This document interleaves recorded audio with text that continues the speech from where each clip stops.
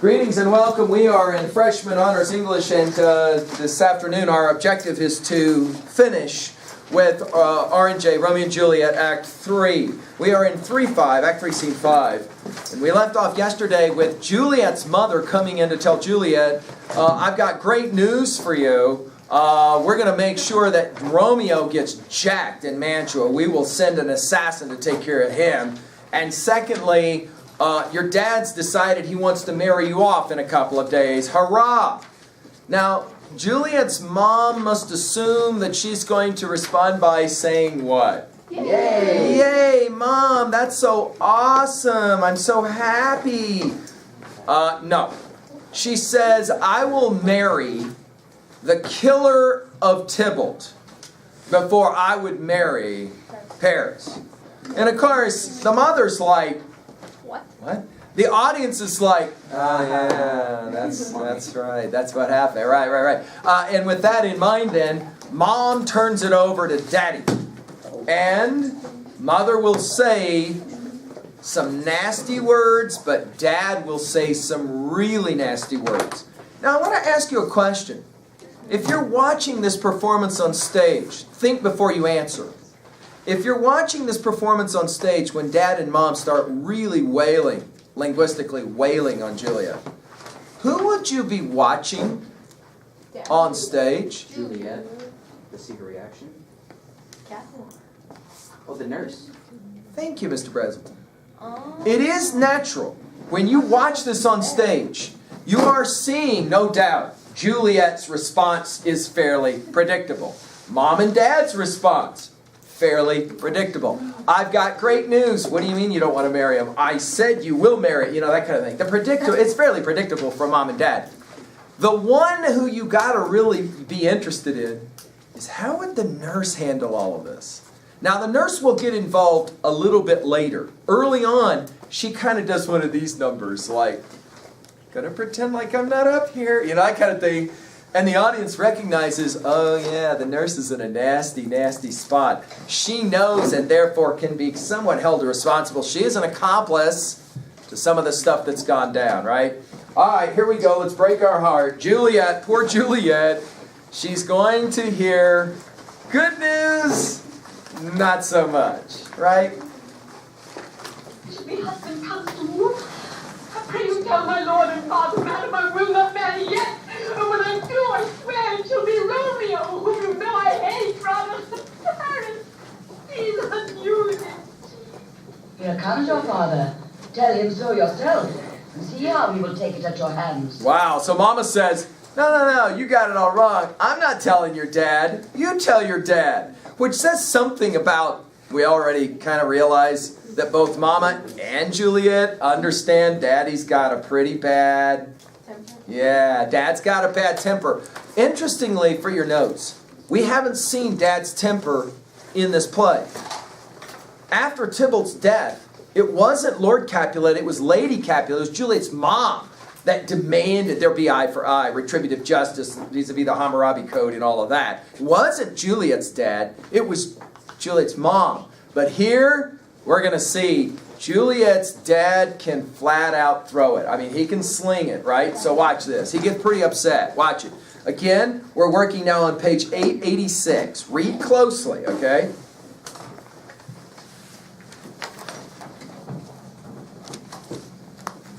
I may have to flip that page. When the sun sets, the earth doth drizzle dew. But for the sunset of my brother's son, it rains downright. And the conduit girl, what skill in tears, evermore showering. And it looks kind of like Juliet's dad is a pretty gentle guy. I mean, he's like, oh, my daughter's crying. The assumption is crying about the death of Tybalt, right, the death of Tybalt. Notice Dad, he has absolutely no clue why Juliet's really upset. And then he will lose it. But before he does, I want you to pay attention to what Juliet's mother, ironically, will say about her daughter. Look at this. Body thou counterfeits the bark, the sea a wind. For still thy eyes, which I may call the sea, do ebb and flow with tears. The bark thy body is sailing in this salt flood? The winds thy sighs, who raging with thy tears, and then with them without a sudden calm will overset thy tempest-tossed body. Can you put in your own words real quickly in your notes what he just said? Shakespeare playing games with us here, totally setting us up. He's talking about his daughter being really upset, right? Crying, crying, crying. But he uses an interesting word picture. What is that word picture? Can you figure it out? In one little body, thou counterfeitest a bark. Now, we're not talking about the bark on a tree, and we're certainly not talking about the bark of a dog. What bark here? What is a bark? Your sidebar here will tell you. What is a bark? It's a ship. It's a ship. It's another word for a boat or a ship. A ship or a boat in the middle of what? The storm. The middle of a stormy sea. So look at the lines. In one little body, thou, the girl, Juliet, counterfeits, that's like kind of like a small boat, a sea, a wind. For still thy eyes, which I may call the sea, do ebb and flow with tears, the bark, the ship, thy body is salting in this salt flood, the winds, thy sighs. It's an interesting word picture. Juliet, my little girl, is kind of like a boat in the middle of the ocean. And the winds are blowing her all over the place. Write down in your notes how Daddy got it right. How is Juliet kind of like a boat in the middle of a stormy tempest sea? How so, Bombstar? Her husband just got banished. Yeah. Yeah, her life is in total chaos, right? Ironically, Dad has got it right. Then he adds to the storm. He becomes the hurricane. He becomes the tornado. He becomes the storm in really terrible ways. But before he says it, Mama says, she will none. She gives you thanks. In other words, Juliet says no. And then look at what she says. And again, I ask you, do you think it's possible that sometimes parents say things to kids that as soon as they say it, they go, oh, that was way bad thing to say. Notice what she says, I would the fool were married to her grave. Jot down what's ironic about the fact that the mother would say this. What is ironic about the fact that the mother says, I wish she were dead? Right, we know what's coming, don't we?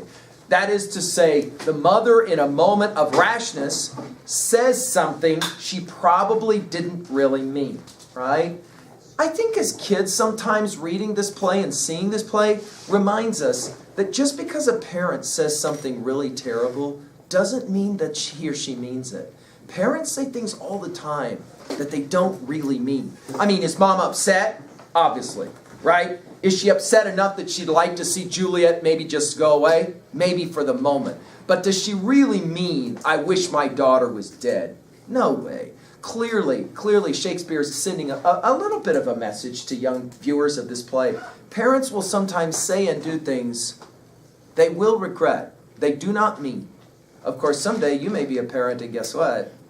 Right? You may get to find out what that's like. It's not just the parents. Sometimes we say things too. There you go. Of course. It goes the other way, doesn't it? Where kids can lose maybe their control and temper, say something they don't really mean, like, you're a crappy parent and I hate your guts. And of course, even in the moment of saying it, we're aware that it probably isn't totally true, right?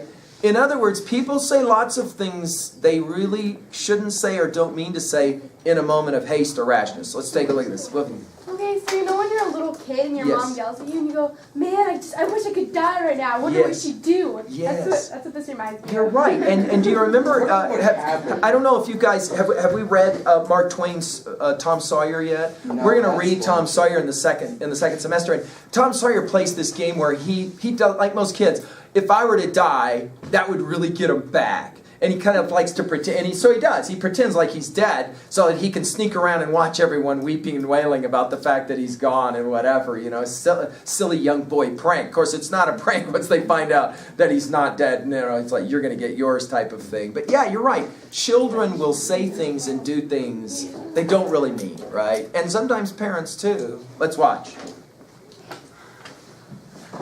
Delivered to her out in Crete. Aye, sir, but she will none, she gives you thanks. I would the fool were married to her grave. Oh, take me with you, wife. How? She will none? Does she not give us thanks? Is she not proud? Does she not count her blessed, unworthy as she is, that we have wrought so worthy a gentleman to be her bridegroom? Not proud you have, but thankful that you have. Proud can I never be of what I hate, but thankful even for hate which is meant love. Now, this is interesting stuff. If I had more time, we'd go into this in explicit detail. Notice the duplicity of her language, the doublespeak. She says, I love you, in code language, but I can't do what you want me to do because I love you. That is to say, I'm already married. You can't marry me a second time. Now, one of the penultimate questions is going to be, why doesn't Juliet right now say, stop now, Dad. I got to tell you what's gone down. Because she's not an idiot. Right? I got to tell you what's gone down. Friar Lawrence just married me and Romeo yesterday afternoon.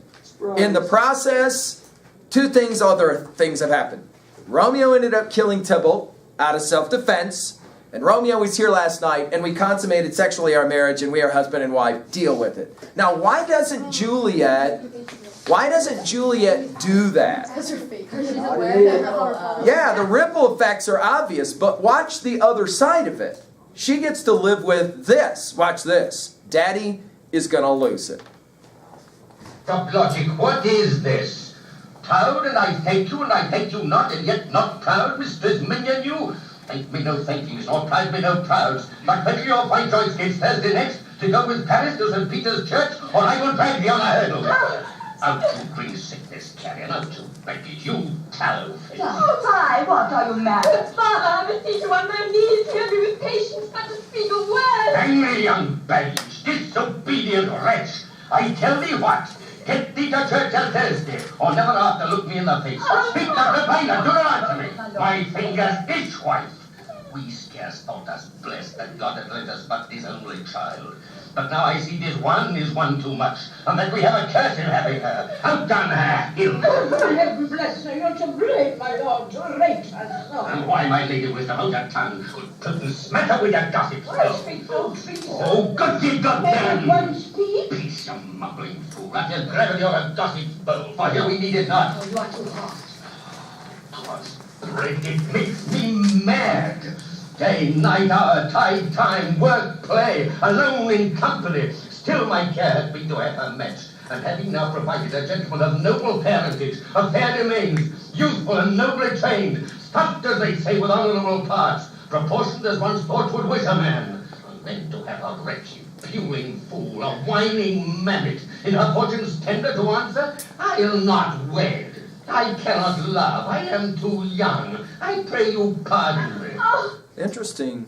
All of that stuff he just said is the stuff he said earlier in the play. He said, my daughter is too young. Right? Yeah.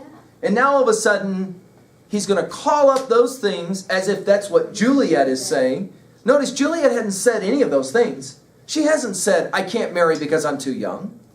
She didn't say that. She just said, I can't marry. Can I tell you why? Notice Dad has no interest in listening. For your notes, jot down. Clearly, Daddy's changed, but why? What is it about Lord Capulet that has changed? Earlier in the play, he told Paris, just why don't you get to know her and give her a couple of years. Now, you're mine. He says, I'll do with you what I want. You will marry, or you're not my daughter anymore. It's pretty extreme change. He's kind of like he has a lot of mood swings. His tolerance. Major mood swing. Good, major mood swing. But why do you think the mood swing? Tybalt's death.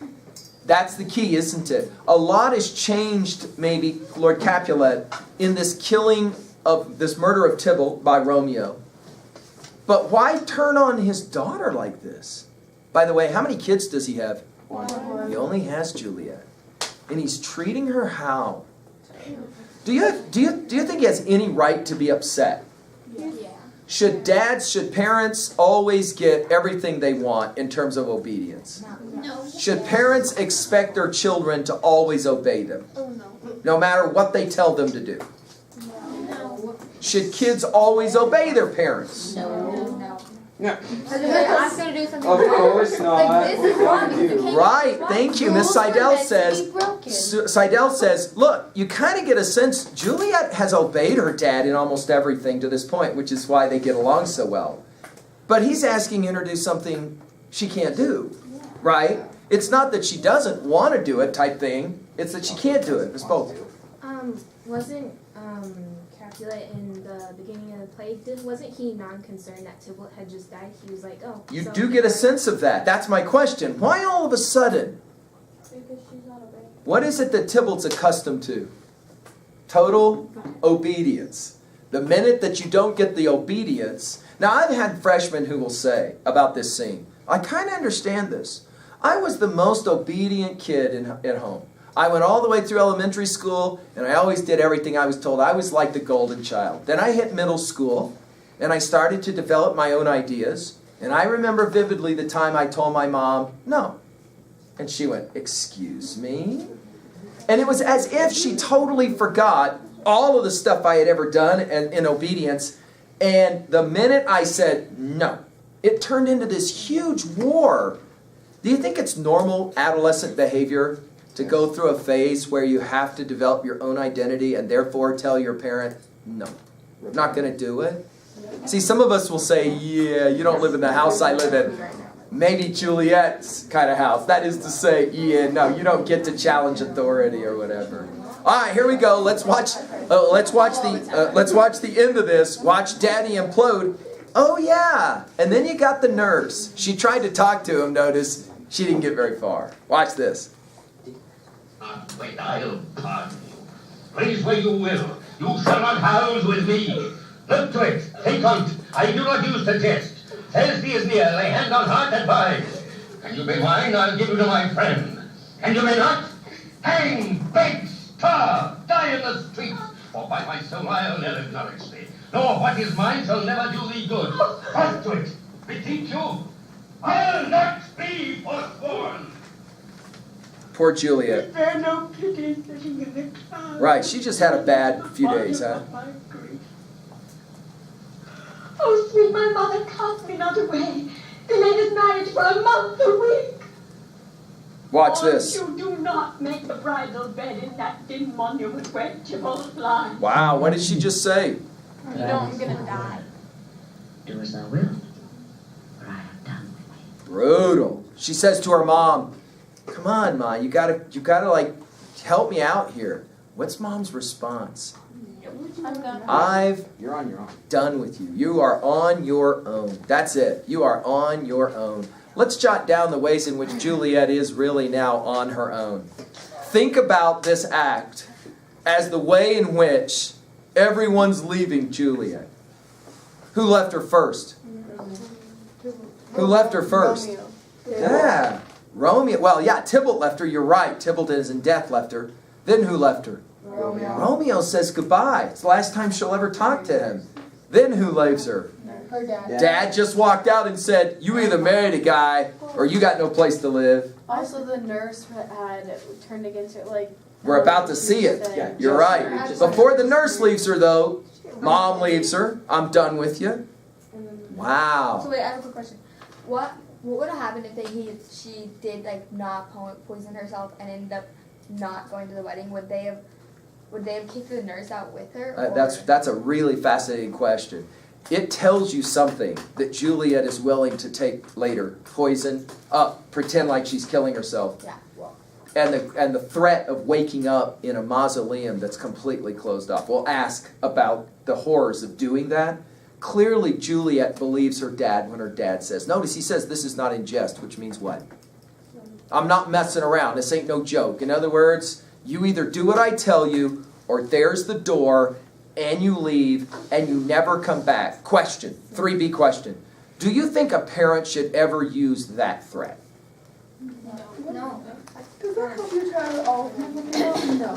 In other words, there's nothing a kid can ever do that would lead a parent to say, there's the door, don't ever come back. Well, Yes. that is totally different. Are there any circumstances that you could write down where you would be able to accept the idea that a parent would say to a kid, "You are no longer my child"? See, this is a philosophic question.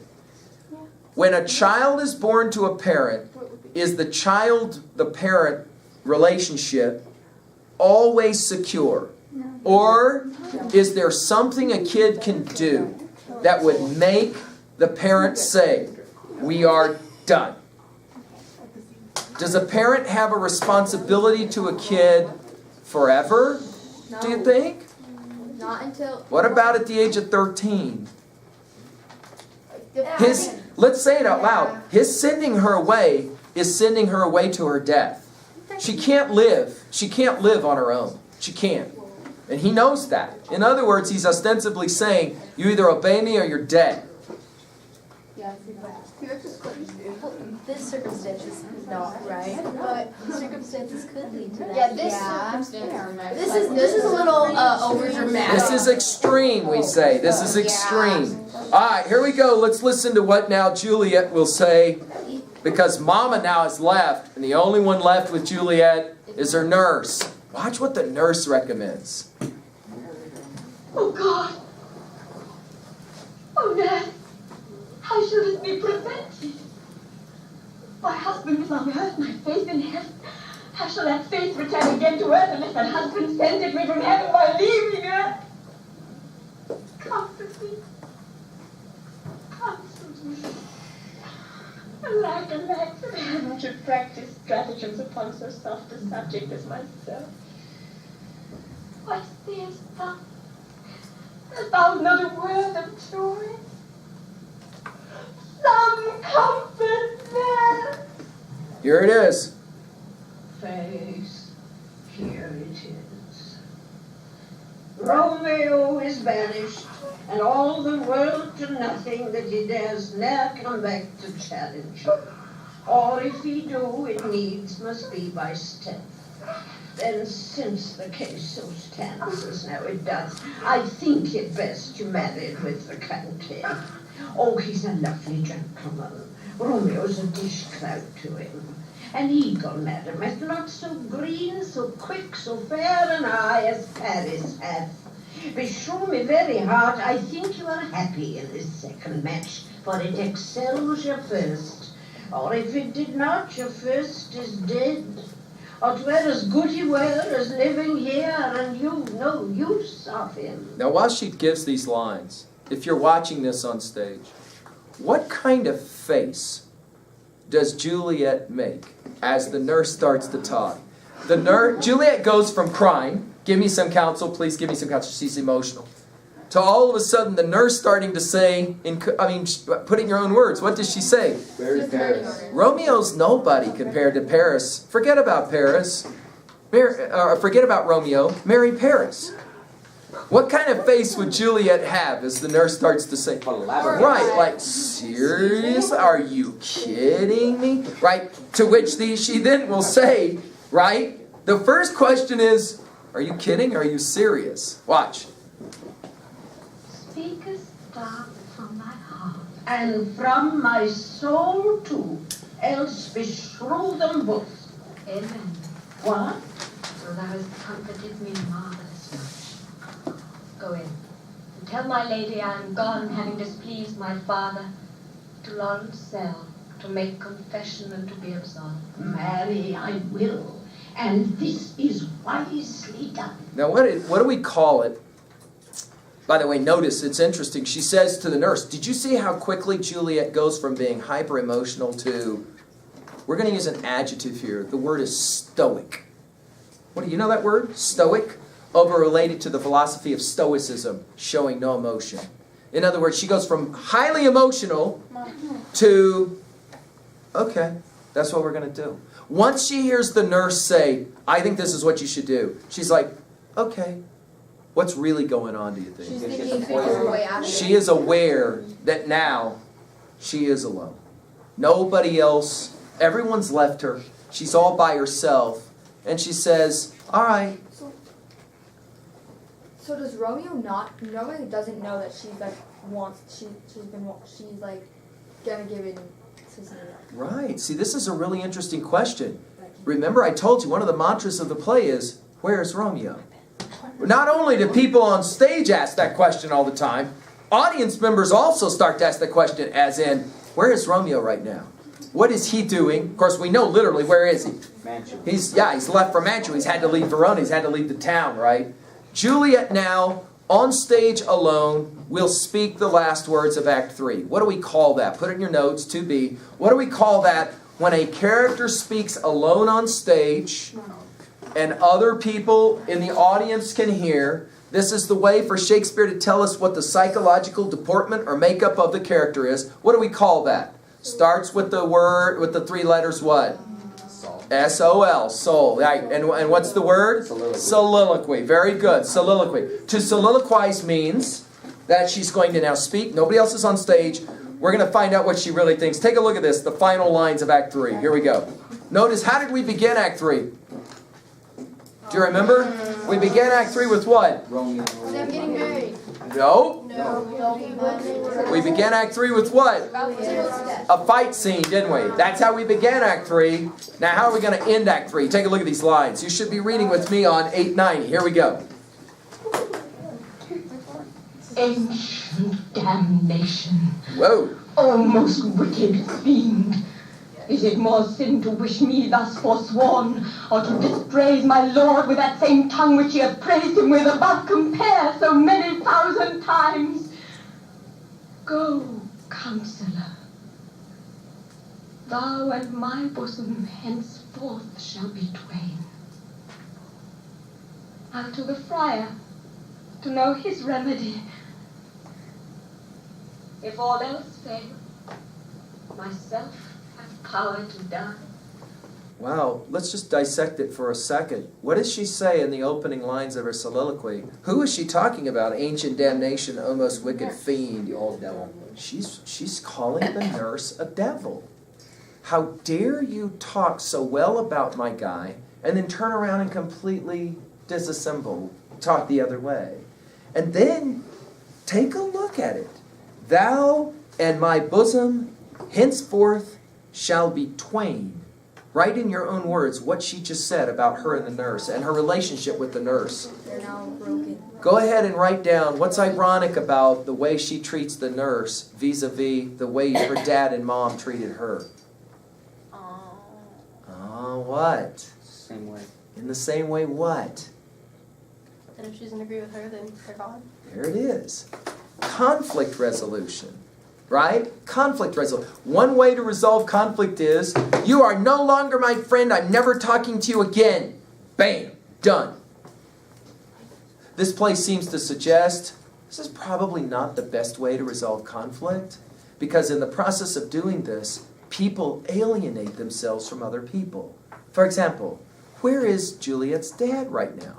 For example, where is Juliet's mom right now? Now, you might say to me, the actor is sitting back in the dressing room having a smoke before he has to come over. No, that's not my question. I'm asking, where is the character, Lord Capulet, Juliet's dad? Where do you think he is right now, and what do you think he's doing? That's right. He's probably coming down off of that really high rage, and he's thinking to himself, what did I say? What it is? Oh, crap, I told my daughter we're done. Right? In other words, alienation, separation, this kind of conflict resolution, this all or nothing mentality seems to be central to understanding. Of course, notice the all or nothing mentality, what we will call exclusivity, is the way the play begins between the Capulets and the Montagues, two households, both alike in dignity. In fair Verona, where we lay our saint, from ancient grudge, break. It's a rupture to new mutant, right? In other words, there is a severance, there's a break. Notice how quickly Juliet is ready to go to the wall and say, that's it. Question, why do you think Juliet doesn't have a conversation with the nurse? There's no trust in it. It is about trust. Let's write it down in our notes. It's a lot about trust. There's this whole issue of can she trust, which begs a really intriguing question. Why is she going to Friar Lawrence? Because he's the one that knows everything. Right? This is the only one she has left now. She's going to go to Friar Lawrence. What does she say? If things don't work out with Lawrence, what's she going to do? Kill herself. And how is that any similar to what Romeo said earlier? When he was with who? When he was with Friar Lawrence, Romeo said the same thing, right? So notice how she's going to do the last thing she can. Turn the page, take a look at what 4-1 will offer for us. Shakespeare's sense of timing is brilliant. Take a look at how he opens 4-1. Who speaks? Friar. Right? Right away. Only notice it isn't going to be Friar Lawrence with Juliet. It's going to be Friar Lawrence with Paris. Where Paris is going to say what? Surprise! I'm so happy. You get to marry me. Marry you? To who? Capulet's daughter, Juliet. Isn't that great? And you can just imagine the look on the friar's face like, what are you talking about? No, Thursday, you're going to marry us. Isn't that great? Then guess who shows up? Shakespeare's sense of timing is wonderful. Juliet shows up. Right? Juliet shows up because she wants to talk to Friar Lawrence. Of course, Paris, poor Paris, he assumes everything is going great. Wait a minute. Shakespeare could have named him anything. He named him Paris. Jot down in your notes, why is it interesting that Shakespeare would choose Paris as the one who's going to come in between Romeo and Juliet? Paris is famous for coming in between another guy and gal. What was her name? Helen. What was his name? Menelaus. Very good, right? We're having the same game all over again. Oh yeah, what happened after Paris takes away Helen? A little war, right? A little war, right? Yeah. A little war. We're about to see another kind of war, aren't we? All right, here we go. I'm on page 895. Follow these lines. It's actually kind of ironically comic, right? Almost, right? Go.